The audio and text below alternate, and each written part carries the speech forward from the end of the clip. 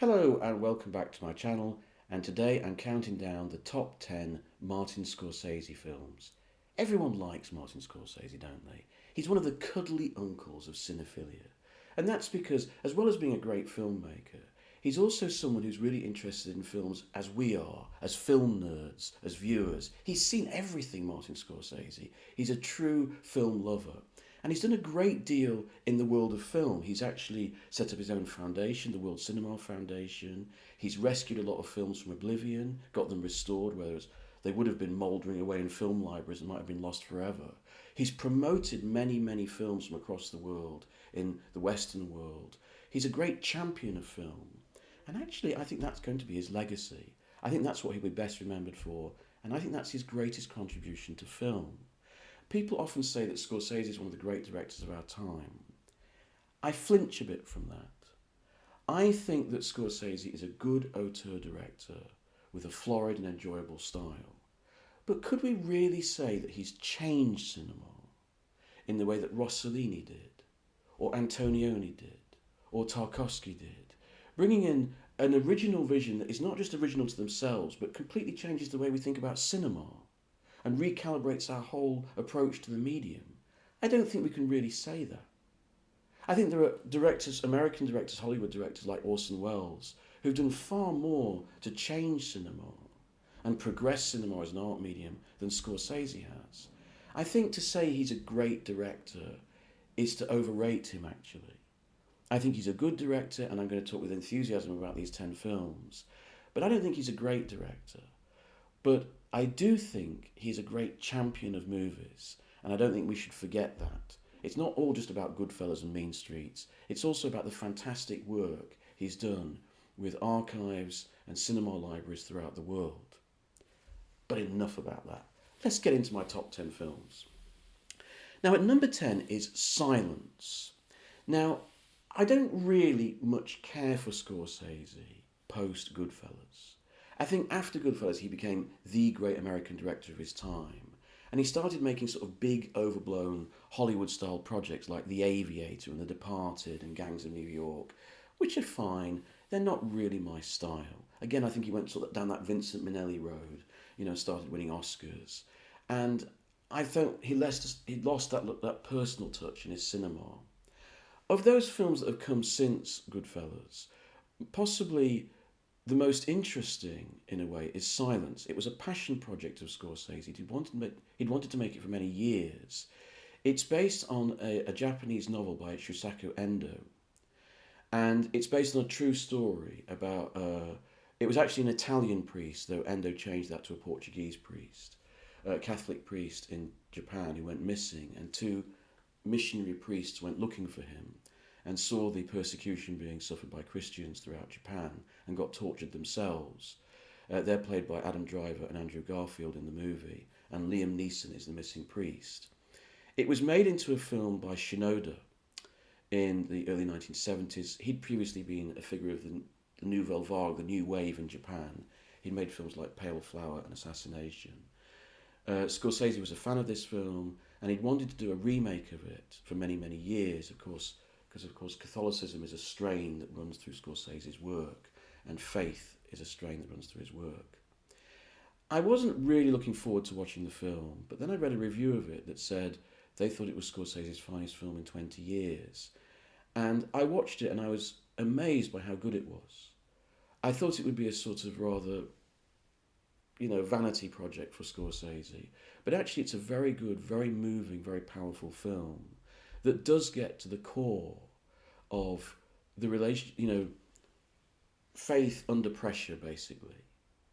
Faith, how to keep faith when all your common sense and all the strategy of survival is telling you to go against it.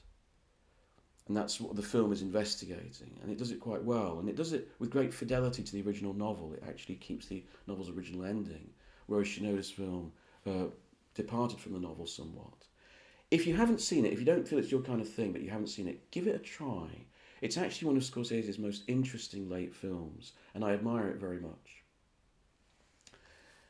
Another one of Scorsese's later films, at number 9, is Casino. This was the kind of follow-up to Goodfellas. Now, I'm going to talk about Goodfellas in a minute, and I felt that Scorsese had done everything he needed to do and said everything he needed to say about the gangster genre in that movie. So I felt Casino felt a bit sort of surplus to requirements for me, as did the later The Irishman. Both are very good films, both are very well acted films, produced with, you know, Scorsese's usual flair, and they both have scenes in them that I love. But I just think Goodfellas had got there and done it already. Casino, though, does have a couple of sequences which I really love. I love the opening credit sequence with De Niro blowing up in his car and then his body floating through this, sea of flame, almost as though he's ascending to heaven, but also flying through the fires of hell at the same time. It was quite clever the way that Scorsese moved the voiceover forward so that you had like a gang of Goodfellas chatting to each other about what they did through their life. That was a nice touch. I also quite like the scene where Joe Pesci and De Niro meet in the desert, though the use of the music from Jean-Luc Godard's Le Mépris is a bit forced, I think. It's a good film. I quite like the relationship of the Texan local, not Las Vegas, Nevada locals, sorry, and the mob coming in from, the East Coast. I think that's quite well explored. The love story bit with Sharon Stone, I don't think is so well explored. The performances are good, but it didn't really work for me, that part of the narrative. It's a good film, Casino. It's made by an expert filmmaker, but I just feel it's been there, done that, you know. Eighth place, Wolf of Wall Street. Now, the reason why I think this is the best of Scorsese's later films is because it returns him to the style at which he's best at, the sort of register at which he's best, and that is black comedy. Most people think of Scorsese as a dramatist or as a gangster filmmaker, but it's more productive, I think, to look at him as a black comedian. Whenever he brings black comedy into his films, he becomes immediately a much better filmmaker.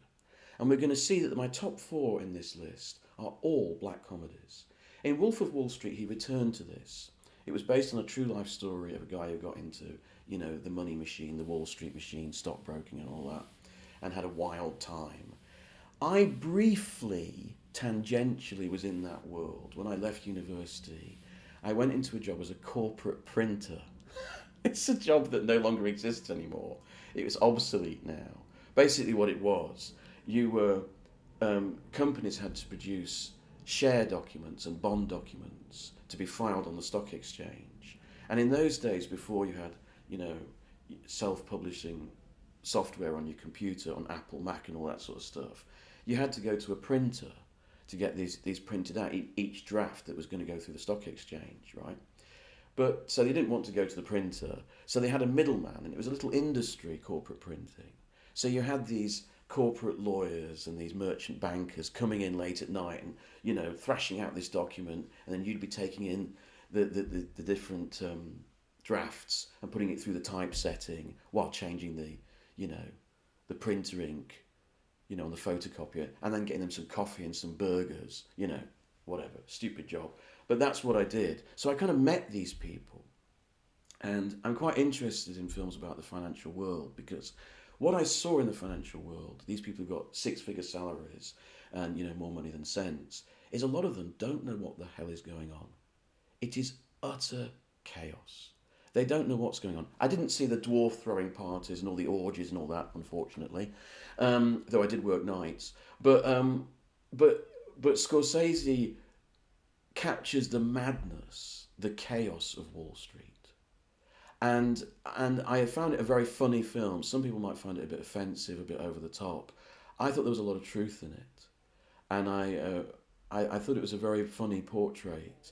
And I also like the way that Scorsese let his actors breathe. So there's the famous McConaughey sequence with all that stuff. It's complete nonsense, but it captures the sort of slight insanity of the financial world, particularly in the 80s and 90s. It's not so much like that now, I don't think. Okay, so let's get into Scorsese's proper films. We've done a bit of a lead-up, haven't we? We've done the prologue. So at number 7 is Raging Bull. Now, I remember when I first started getting into movies big time in the early 90s.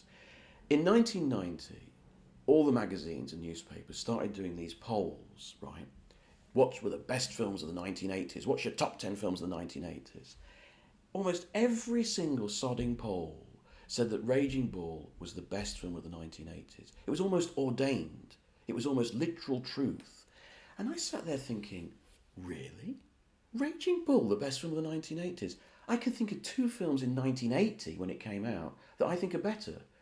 The Shining by Kubrick and The Elephant Man by David Lynch. And if people were voting for Raging Bull because of its beautiful black and white photography, well, check out the black and white photography by Freddie Francis and The Elephant Man by David Lynch, because I think it's even more beautiful and even more eerie.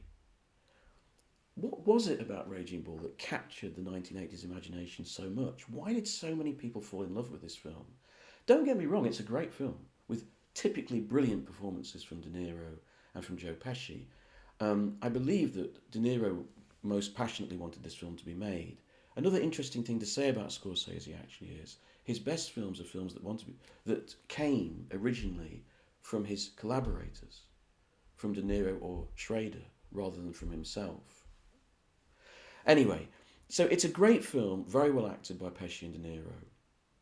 Beautifully told story of Jake LaMotta, true life story of the boxer, which he helped to co-write. But I just don't think it's that great. It's a good movie, but it's not a movie that breaks cinema or changes boundaries or changes perceptions. It's just a very well made film. I don't really understand why it was voted as the best film of the 80s when you've got figures like Kiarostami and Hu Chao Chen starting to appear in Asia. You know, I mean, I would nominate Aliens as a better film than Raging Bull. I don't know, perhaps it's just me. So I'm not here to criticise Raging Bull, it's a great film. I just don't understand why in the 80s it had so much passionate support. In sixth place, New York, New York. Now you see, this film by Scorsese, which came out a couple of years earlier than Raging Bull, was dismissed by the critics and was a bit of a failure. It's a musical, a sort of gritty musical that pits together Robert De Niro and Liza Minnelli. And a lot of people felt that that combination didn't work. I like the fact that De Niro and Minnelli are so different and that their acting styles clash, because that helps the personality clash in the film. You feel the pull of Minnelli, the star actress, the glamour, and De Niro, the more realistic sort of method actor. I think that actually helps the film. I think it gives it a dynamic tension which it otherwise wouldn't have. And I find that I was quite surprised when I watched New York, New York. I'd read lots of criticism of it, and I found that I loved it. I revelled in it. It's still one of my favourite Scorsese films to sit down and watch. I think the performances by both De Niro and Minnelli are superb. They're in a different register. That's probably true. But I think they're giving some of their best work. Minnelli's performance is very underrated, I think. It's a great film. If you never watched it, even if you don't like musicals, it's not a typical musical at all. It's worth investigating. I think you'll find it charming. In fifth place, the film that made Scorsese's name, Mean Streets. Now, I have to make a confession. The first time I saw Mean Streets, I was a student at Leeds University, and I had my flatmate. He had, I think I'm right in saying he had a poster of it on his wall with Harvey Keitel and De Niro sort of looking moodily at each other. But we'd never seen it. None of us had ever seen it. We'd seen Goodfellas. We'd seen some of Scorsese's other stuff. So we wanted to go and see it. And there was this wonderful old picture house. It was a converted terraced house, in the north of England. And they'd converted it into a cinema. And you went in and there were some old dears who were the usherettes saying, "Hello, you come to see Mean Streets? Right, go down there then." And you sat down and it was students and they were all a bit drunk. It's Friday night, popcorn. And so Mean Streets came on. We'd had a couple of drinks. We walked out. We walked out of Mean Streets because it wasn't Goodfellas. It wasn't gangstery. It was this kind of free-form, messy film where we didn't really understand what was going on. We'd had a few pints. So we walked out. I think after the pool room sequence, where you got Singing in the Rain on the soundtrack and they're fighting in the pool room. And I was really disappointed Cut to a few years later, I've left university. I'm struggling to pretend to be an adult man, living in a flat in London, doing this awful corporate printing job I was telling you about. And one night I'm in this cold flat with a tiny little heater for company, reading the paper, trying to be an adult. And on the television, on Channel 4, on came Mean Streets. And I sort of, oh God, that's that Scorsese film we walked out of. And I looked up and I turned back and turned the page of my paper 2 hours later. I couldn't take my eyes off the screen. I couldn't understand why I'd missed it. What a brilliant film. What a brilliant raw portrait of life on the underside in New York. And what really struck me, I found that the pool room sequence was brilliant all over again, but what really struck me was the acting. Keitel was superb, but the person I was watching was De Niro. De Niro's performance in Mean Streets is one of those rare performances on film that stuns you. It's not just good, it's not just, oh, will it win an Oscar? It's wrong. And what I mean by that is it doesn't feel like an actor. It feels like Scorsese's gone out of the set into the streets and said, you, come here. And just chucked this raw youth onto the set. And he feels out of control. De Niro's performance is so raw and real in this film, it's almost disturbing. I feel like that way about the early performances of Gerard Depardieu. It felt like some young youth, some lout, had been pulled off the street and was given free rein on a set. I also feel that way about an older actor, Michel Simon, from the 1930s. He was in Renoir's Boudou Saved by Drowning and L'Atalante by Jean Vigo. I gather some people think he was a bit of a ham. I think his performances are extraordinary. They feel anarchic to me. They feel like they could go anywhere at any time. And that's how I feel about De Niro in Mean Streets. That's my main reason that I love the film. I'm not really interested in Scorsese's themes of, the streets or God, caught between faith and, the reality of life, I don't find that very interesting personally, perhaps because I've never had a faith running through my life. But I do find De Niro's rawness, the reality of his performance, extraordinary. It kind of makes me quiver. It's kind of amazing. He captured that again in Taxi Driver, and then slowly his acting style started to solidify and calcify. But in Mean Streets, he's incredible. So now we come to our top four, and the world of black comedy. And when, as I said before, when Scorsese turns to black comedy, he instantly becomes a great director as opposed to a good one, in my opinion. So in fourth place is an incredibly underrated film. It's called After Hours. Some people don't even know this film exists. And kind of Scorsese sort of tossed it off between projects in the 1980s, starring Griffin Dunne, a good funny actor who for some reason never seemed to become a big star. He was also in American Werewolf in London, you'll remember. And he plays this sort of, schmuck doing a job in an office. And there's a wonderful scene at the beginning where he walks out of the office at the end of his day job, and the gates of the building behind him are like heavenly gates, the pearly gates, and there's a golden sheen. It's one of the best representations of leaving work at the end of the day I've ever seen. And then he goes into this sort of nighttime world of New York. And he's always trying to get places and he can never get places, constantly falling foul of little accidents and weird people. It's a dreamscape. Very few films actually convey the sense of a dream as well as this movie. We're often told that cinema is a dream machine, but actually very few films actually genuinely make you feel like you're in a dream. Carl Dreyer's Vampire is probably the best. This is one of the others. You get the sense of a weird, paranoid nightmare that's very funny. And it all ends with Griffin Dunne being put into a plaster cast of a man sort of like this. And at the end of the film, he's dumped off the back of a lorry, the plaster cast smashes, and he just happens to be outside the pearly gates of his office. And he wanders in, sits down at his desk, and slowly as the camera whirls around, people start to come into the office, end credits. It's a film that's best experienced. I love all the sequences. I love the sequence with Terry Garr. I love all the weird, nightmarish, surreal, odd-bod sequences in the film. I think it's one of Scorsese's most freestyle films, his most free and experimental films. I thoroughly love it, and I wish more people through this video would discover it. It's really, really great. One of the best films of the 80s. And it's also a great New York film. If you like New York, this film taps into the sort of crazy, sort of surreal underbelly, the psycho sort of texture of New York really well, I think. Third place is Taxi Driver. Okay, so much has been said about this film, so I don't really need to talk about it too much. My opinion of this film has yo yoed up and down over the years. When I first saw it as a teenager, I thought it was okay, not a big deal. I liked De Niro's performance, but I didn't really see why everyone went on about it.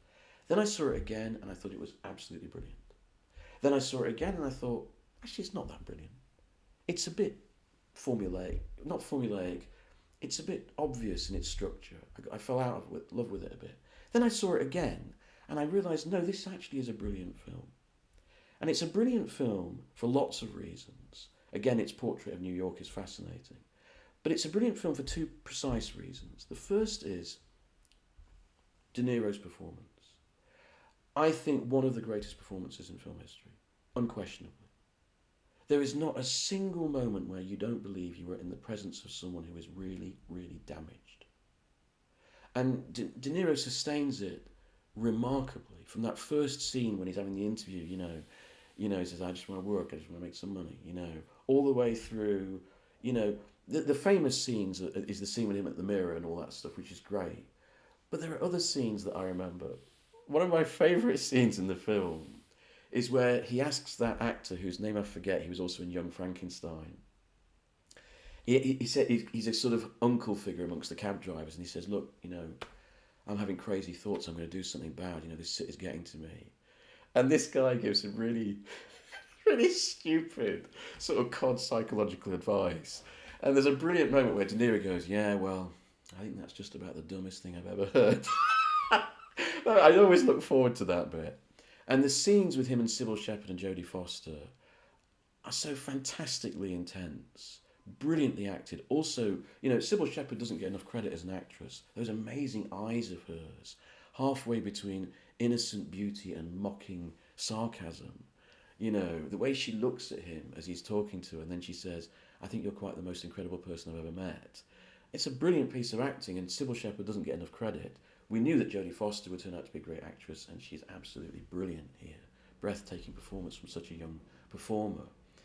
The acting throughout is amazing. The scenes between Keitel and De Niro. Keitel only has a few scenes as the pimp, but you remember him. And they're seen together, saying, you don't look hip. All that stuff. I love that scene so much. So the acting by De Niro is just incredible. I can think of very few other examples where an actor has so enmeshed himself in the psychology of their character.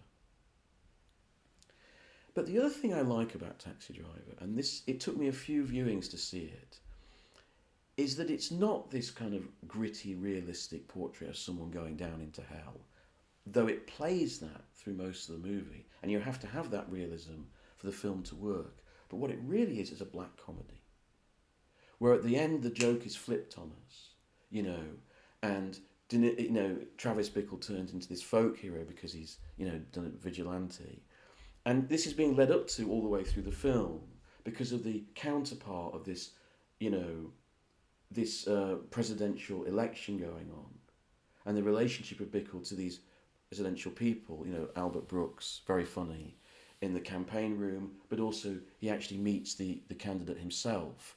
And this is a counterpart that goes all the way through the film, leading up to the idea that Bickle, rather than this presidential candidate, becomes a hero. We should also mention Bernard Herrmann's amazing score, his last great score. And my actual favourite moment of that score is right at the end. You remember that there's the massive shootout, one of the most brilliantly shot and edited shootouts in movie history. It really is extraordinary. And it's extraordinary not because it's clean or brilliantly dynamic or exciting, but because it's shitty and crappy and horrible and actually makes you feel uncomfortable. You remember that man clawing at him saying, you bastard, you bastard. The whole thing is a shootout of a nightmare. And it ends with De Niro pointing his bloody fingers to his head as if to shoot himself. And then we get this extraordinary overhead shot, as if we were Olympian gods looking down from a stadium on the aftermath of this, sports event almost. And we start to move out of the building, almost as if a soul is leaving a body going out of the building. And Herman's music is extraordinary. It's this big drum, as almost like a drum announcing the end of a regal event. But it never resolves, it never ends. And the trumpet music with it also is kind of trapped in stasis. So even though we're coming out of this event, looking down on it, looking at all the stages of it as the camera moves out of the building, the music is grandiloquent. It's almost, that this is a big finale, but it never resolves. And we've come out of the building across all these people who've gathered, away. It's an extraordinary scene. Just so many scenes in this film I could talk about. I'm going to shut up about it now, because otherwise this video will be 5 hours long. But I love Taxi Driver, and I'll defend it to the hilt. Talking of defending, we now come to my second film on the list, Goodfellas. Now, I recently discovered that quite a lot of my subscribers don't like this film. It was mentioned by many of my subscribers as a beloved film that they didn't like in a video I did a while back. And I was quite surprised. So I'd like to take a bit of time here to defend this film. A lot of people don't like Goodfellas because they think it's very violent and it's revelling in violence. So let's look at why I like this film so much. The first reason why I like this film is because I personally, this is just my personal point of view, see it as a riposte to The Godfather. The Godfather, Coppola's great drama, is often seen as one of the best films ever made. It's not. It's nowhere near. But anyway, let's say it is a good film. It's brilliantly acted, brilliantly shot, very powerful. But I don't like it. And the reason I don't like it is purely moral, I suppose, in a way. And that is that a lot of people say Goodfellas glorifies the violence of the mob. I think The Godfather does. The Godfather makes out that these hoodlums, these mafia thugs, are in some kind of operatic drama, some great epic, that represents, the nature of business in America and the creation of America. Whereas really these people are just thugs. They're just criminals. Really, we're going to make some kind of operatic drama with, da da da da da da da dum, and old men sitting portentously in chairs. What a load of crap. That's not the reality of the mafia. When I saw Goodfellas, I thought, that's the reality of the mafia. Small town guys thinking they're big just because they pull off a robbery or just because they get, they get a bit of, the numbers game comes out their way. That's what it's about. That's the real world of the gangster. It was a riposte to that grandiloquence of The Godfather, which I think is so fake. I think The Goodfellas is true. Now, secondly, let's look at the gangster genre itself. The gangster genre, which started in the 1930s with people like Edward G. Robinson and Jimmy Cagney, it always had the same kind of formula. And that was, you watched a crime boss getting away with it. The sort of, the risk and the fun and the excitement and the sexiness of breaking the law and getting away with it and having wild parties, women and wine, guns, all the rest of it. But then the comeuppance that must come. So the audience has this sort of, they can enjoy the thrill of the gangster, just like they enjoy the exploits of Bonnie and Clyde or Robin Hood, right? You enjoy being the criminal. You live by proxy watching them on the screen. But then you realise that the law has to come in at the end and that these people are actually always doomed to die because of the life that they've chosen. It never works. So that's how the gangster genre always worked, right? Now what Scorsese does is he takes that and he pushes it further, right? It's just a modern update of that. So you see a young boy who's caught up in it and the glamour of it as he sees it. And then he goes through, he becomes successful, he becomes high up in the organisation, and then he has a decline. And then Scorsese pulls his great trick. And that is that again, the film is a black comedy. Because at the end, Hill absolutely rats on all his associates, he grasses on them, and he becomes like you and me.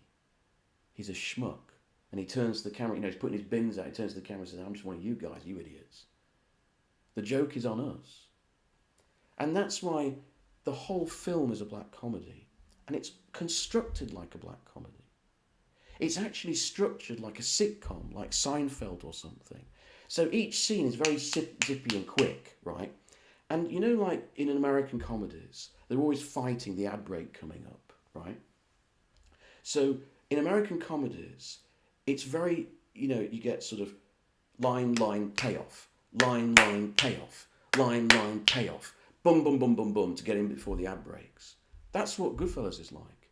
It's super fast, and each scene, each set piece sequence has a gag at the end. So, like, for example, there's that scene where Pesci shoots the young boy who's the waiter because the waiter's cheeky to him. And they're going like, what the fuck are you doing, man? What the fuck are you fucking move? And then, it says, and then De Niro says to Joe Pesci, you're going to have to bury him. And said, oh, okay, I'll bury him. Where is the fucking shovel anyway? Gag. That's your end gag.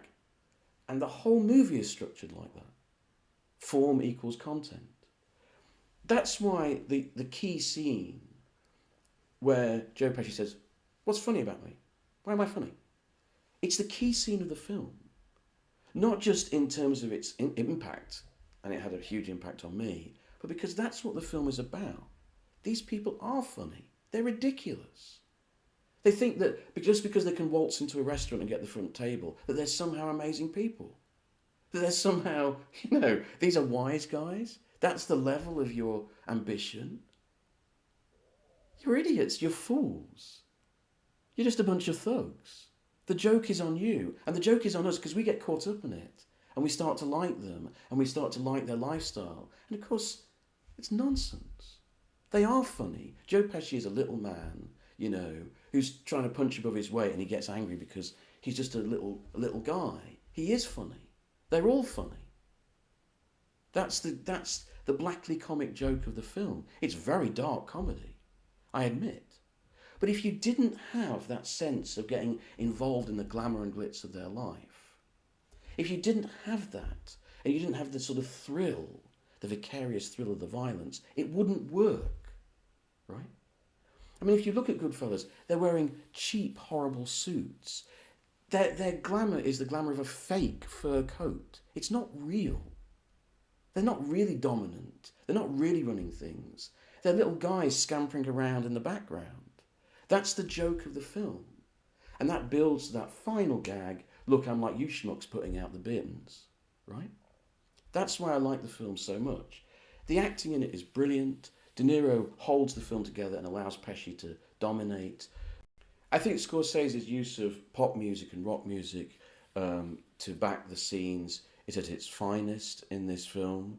Using Layla by Derek and the Dominos, the wonderful use of the Rolling Stones. Isn't there? No, it's not the Stones. Sorry, I forget now. But in that wonderful scene where they've done the robbery and they all start coming in fur coats and they've bought fantastic cars, and De Niro goes, "What the fuck are you doing? What the fuck are you doing?" And he starts taking the coat off, and then there's a cut to a brilliant piece of music, and you can see De Niro and you can see in his eyes that he's planning to murder them all. That's a great scene. It's very funny.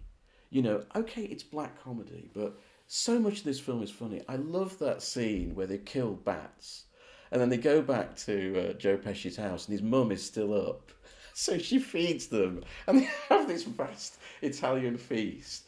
And there's this wonderful scene, she's played by Scorsese's mother, and Joe Pesci turns to her and says, look, will you please stop painting these religious paintings? And there's these religious paintings. I think that scene is fantastic. I love this film. I'm sorry to my subscribers who don't enjoy it. Perhaps the black comedy is too grotesque. But I'm like that. I quite like that black comedy. And I think it's a true film. I think it's a true portrait. And I felt that Scorsese said everything he needed to say in this film. Casino and The Irishman are both impressive films, but they just feel surplus to requirements to me.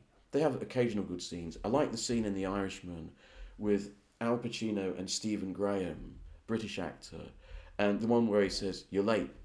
Remember that scene? That's a great scene.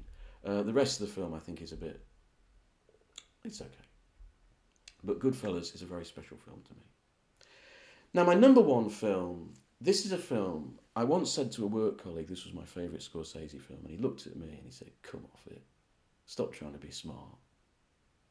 And I was actually genuinely surprised. And I've realised that a lot of people don't like this film. Sergio Leone did.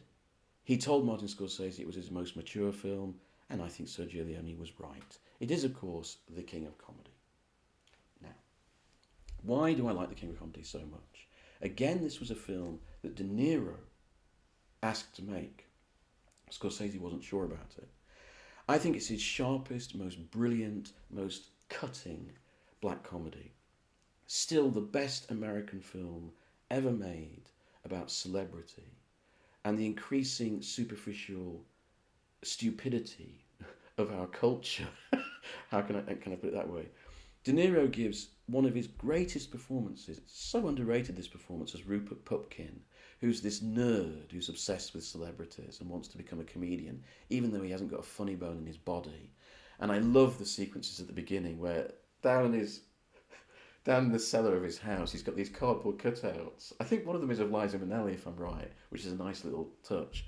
And he comes and he goes, "Hey, Liza, it's good to see you, man. Good to see you." And he pretends that he's this host of a chat show. And then his mother's upstairs going, "Rupert, what are you doing down there? Who are you talking to?" I love those scenes. I find this film really funny. Some people watch it and think it's embarrassing and cringe-inducing. It actually got to that comedy of embarrassment that came in the 90s with Ben Stiller, and then later in England with people like Steve Coogan and Ricky Gervais. It started here.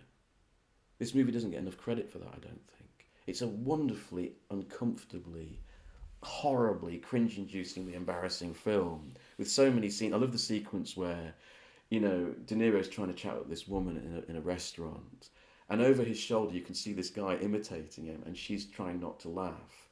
Brilliantly done.